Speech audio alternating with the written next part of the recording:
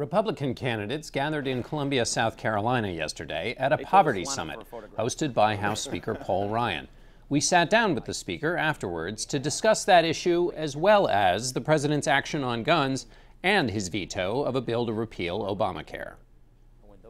Mr. Speaker, when President Obama announced that he was expanding background checks, he said, "I respect the Second Amendment and gun ownership," but then you said, quote, "he has never respected that right." So do you think he's not telling the truth? Well, I think he'd like to go a whole lot farther than he is going right now. That's point number one. Point number two, there really isn't a loophole. If you are in the business of buying and selling guns, you have to have a federal firearms license. And if you have a federal firearms license, you have to do background checks.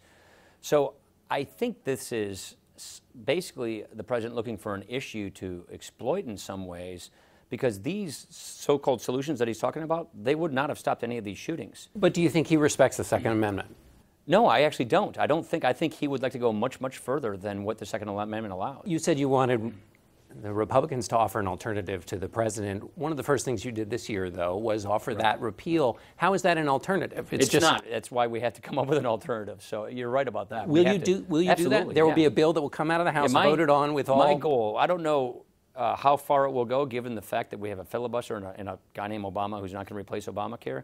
But my goal is that we, as Republicans, if we don't like these laws, don't like the direction the country's going, I think we have to be more than just an opposition party.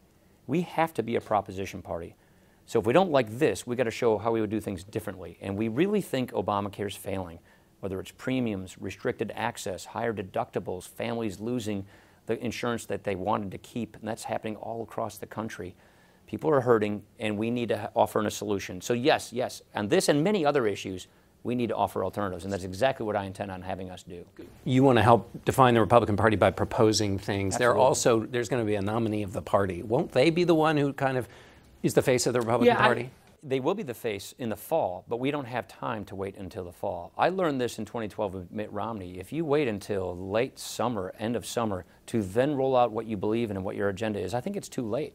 So that's why we're going to go early. One of the reasons we did this poverty summit today here in Columbia, South Carolina, is because we want to showcase our principles, our ideas, and we want to show that we have better ideas for getting people out of poverty, for going at root causes of poverty, for getting opportunity restored in America.